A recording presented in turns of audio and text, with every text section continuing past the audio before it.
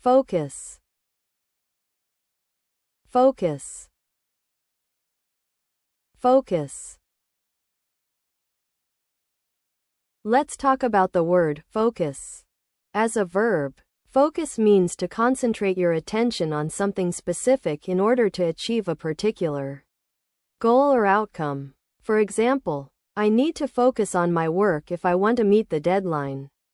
When used as a noun, focus refers to the point of concentration itself, like when you're trying to get into a flow state while working or exercising. In common usage, people say things like, "Can you put your phone away and focus on the conversation?"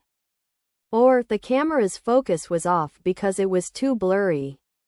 It's also used in photography to describe the area of an image that is sharp and clear.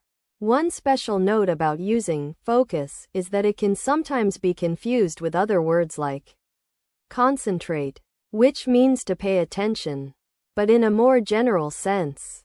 So, when choosing between focus and concentrate, think about whether you're describing a specific point of concentration or just paying attention in general.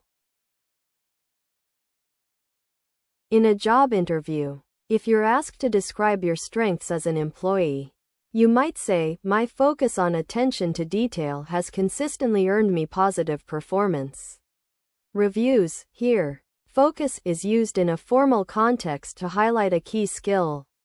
On the other hand, if you're chatting with a friend who's struggling to balance multiple projects at once, you could say, "Just try to stay focused on one thing at a time. It'll make life easier." This example illustrates how focus can be used in casual conversation to offer advice or encouragement.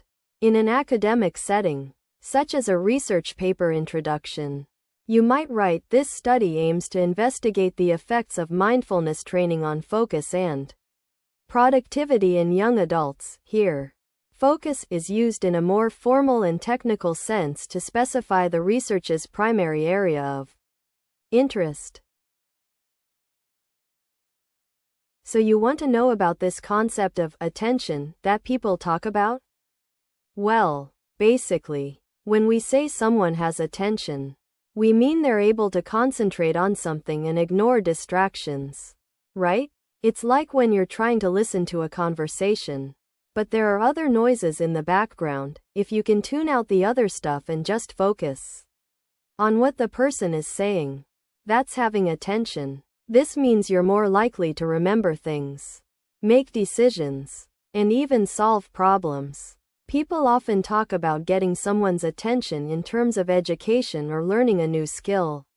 Like how a teacher might say, "Okay, let's get down to business." It means they want everyone to pay close attention to what's being taught. Some people also call this idea concentration or mindfulness.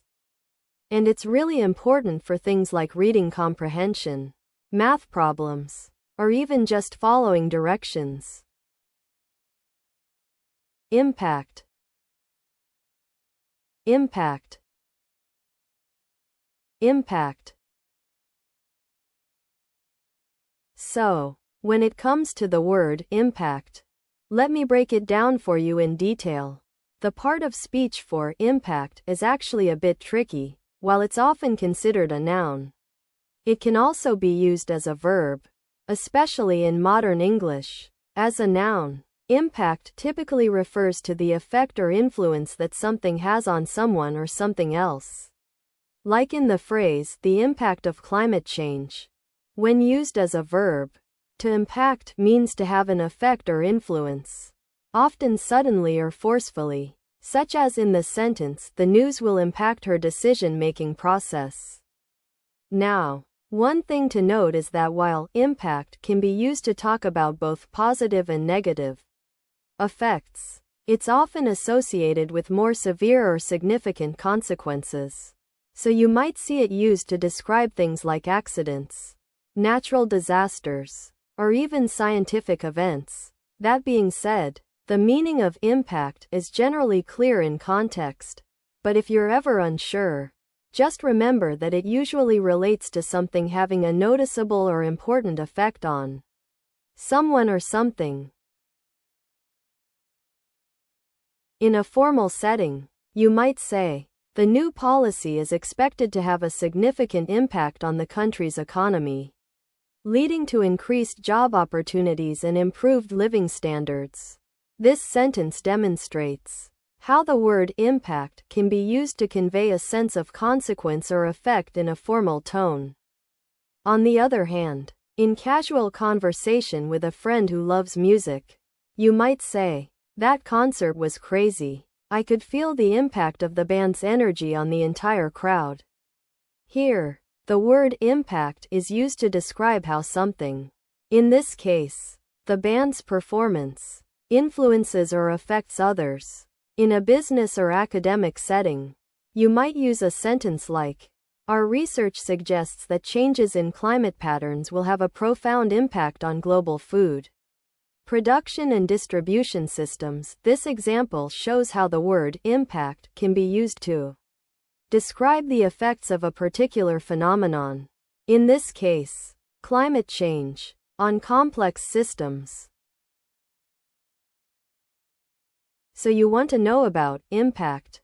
Well, basically, impact refers to the effect or influence that something has on people, things, or situations. It's like a big footprint that leaves a mark. Imagine someone throwing a stone into a still pond. The ripples will spread out and affect everything around it. That's kind of what we mean by impact. In short, it's about how something changes or affects others in some way. You might hear people talk about the impact of climate change on our environment, for example, or how their favorite book had an impact on their perspective on life. It's a pretty versatile term that can be used to describe all sorts of effects. Injury. Injury. Injury. Let's talk about the word injury. The part of speech for injury is noun, and it refers to physical harm or damage caused to someone or something, often resulting from an accident, collision, or other forms of trauma. In common usage, you'd use this word to describe a cut, bruise, sprain, or any other kind of physical hurt that makes it hard for someone to function normally. For example, I hurt my ankle during the game and now I have an injury, or she suffered an injury in the car accident. One special note about using the word injury is that it can also refer to a person's character or reputation being damaged, as in, his business was injured by the scandal. But this usage is more abstract and not as common. Here are 3 example sentences using the word injury, with different tones and contexts. The hospital reported a significant increase in injuries sustained during last weekend's sporting events, prompting them to issue a statement reminding spectators of the importance of following safety guidelines. In this formal usage, the tone is professional and objective, highlighting the medical response to a specific incident. I'm still feeling pretty sore after that hockey game. I got hit in the leg and it's going to be an injury for sure. This casual conversation usage captures a lighthearted and informal chat with friends or family about a personal experience, using injury to convey a sense of discomfort rather than a serious medical condition.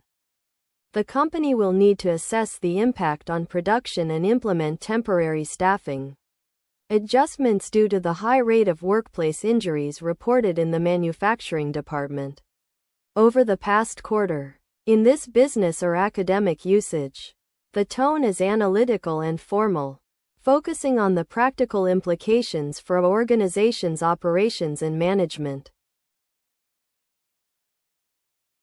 So, you know how sometimes people get hurt while doing something physical, like, maybe they trip and fall, or get hit by something unexpectedly. When that happens, it can cause some damage to their body, like cuts, bruises, or even broken bones. That's what we're talking about when we need a word to describe this kind of harm or damage. It's not just a minor scratch, but something more serious that might make them feel pain, limited in movement, or require some medical attention to get better. Does that make sense?